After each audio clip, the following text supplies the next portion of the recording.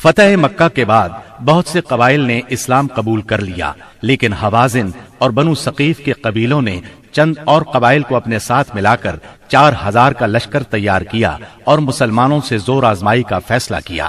نبی کریم صلی اللہ علیہ وسلم کو ان کے ارادوں کی اطلاع ہوئی تو آپ نے اپنے ایک صحابی کو تحقیق کے لیے بھیجا۔ انہوں نے تصدیق کی، تب آپ نے مسلمانوں کو تیاری کا حکم فرمایا۔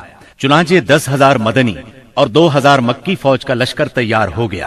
بعض لوگوں نے لشکر کی کثرت کے پیش نظر کہا، آج ہم مغلوب نہیں ہوں گے۔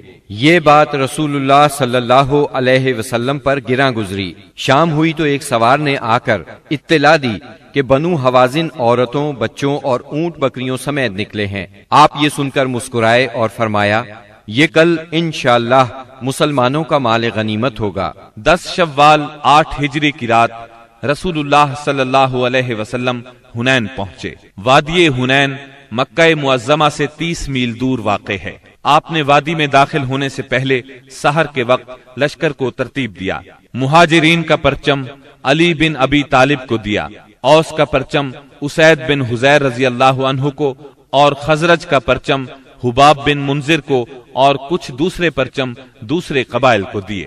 2 زرہیں پہنی، سر اور چہرے پر خود رکھا۔ اس کے بعد ہراول دستے نے وادی میں اترنا شروع کیا۔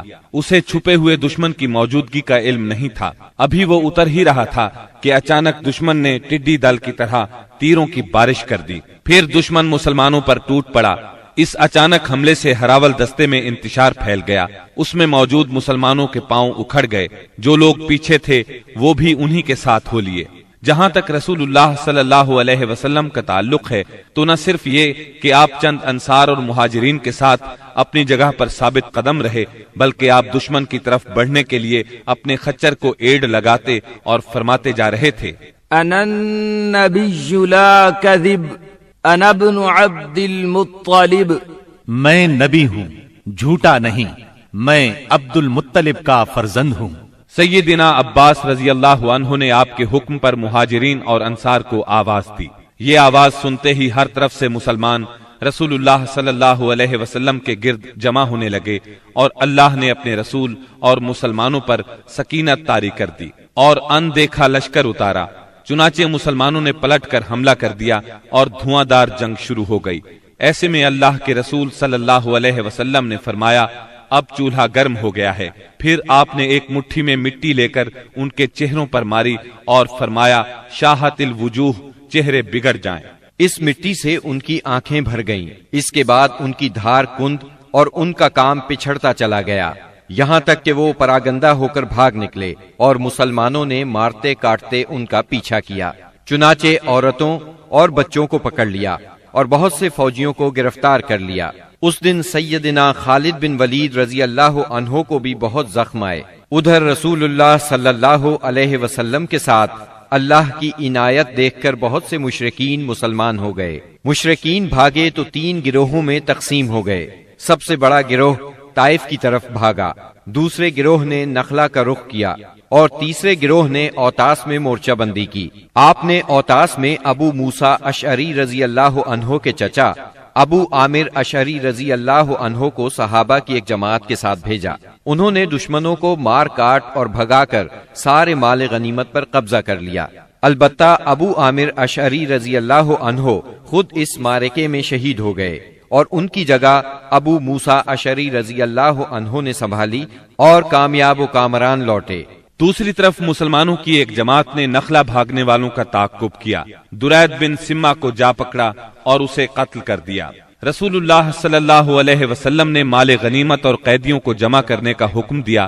اس کی کل تعداد یہ تھی، اونٹ قریباً 24,000، بکریاں 40,000 سے زیادہ، چاندی 4,000 اوقیہ یعنی 1,60,000 درہم، عورتیں اور بچے 6,000۔ ان سب کو جیرانہ میں جمع کر کے سیدنا مسعود بن عمر غفاری رضی اللہ عنہ کو ان کا نگران مقرر فرمایا۔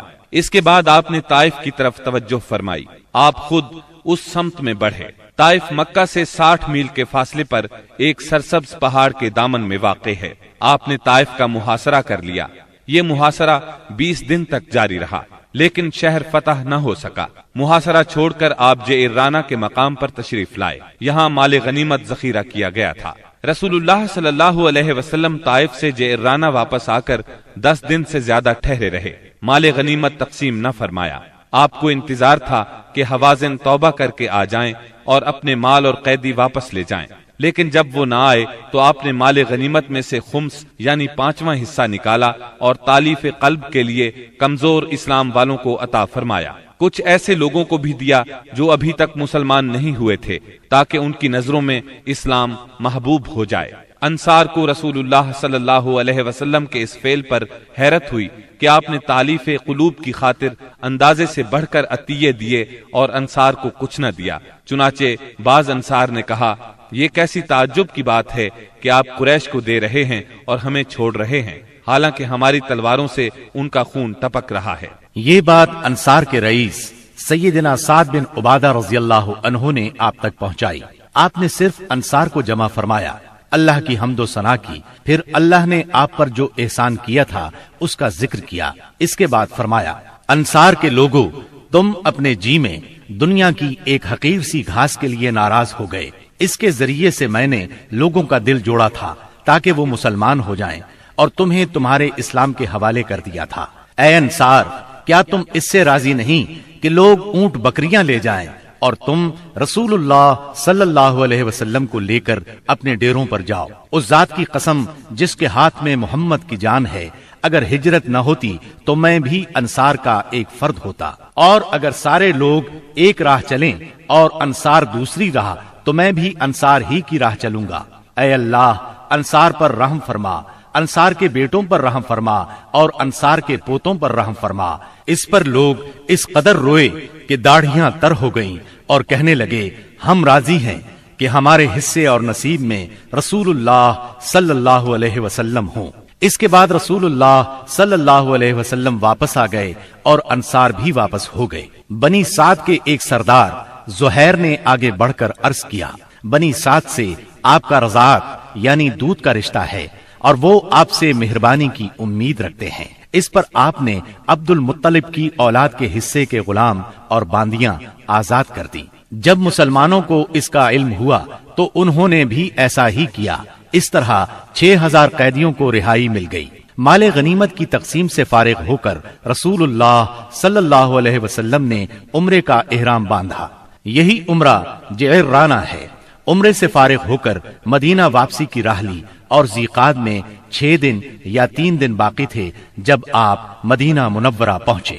محرم 9 ہجری میں مدینہ منورہ خبر پہنچی کہ بنو تمیم قبائل کو جزیہ نہ دینے پر اکسا رہے ہیں۔ رسول اللہ صلی اللہ علیہ وسلم نے عیینہ بن حصن فزاری کی قیادت میں 50 سواروں کا ایک دستہ بھیجا۔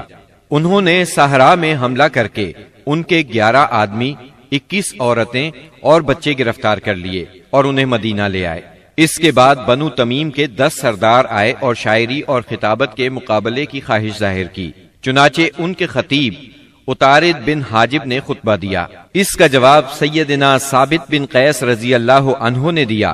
پھر ان کے شاعر زبرقان بن بدر نے اشعار کہے۔ جواب میں سیدنا حسان بن ثابت رضی اللہ عنہ نے اپنے اشعار پیش کیے۔ انہوں نے اسلام کے خطیب اور شاعر کی فضیلت کا اعتراف کیا اور مسلمان ہو گئے۔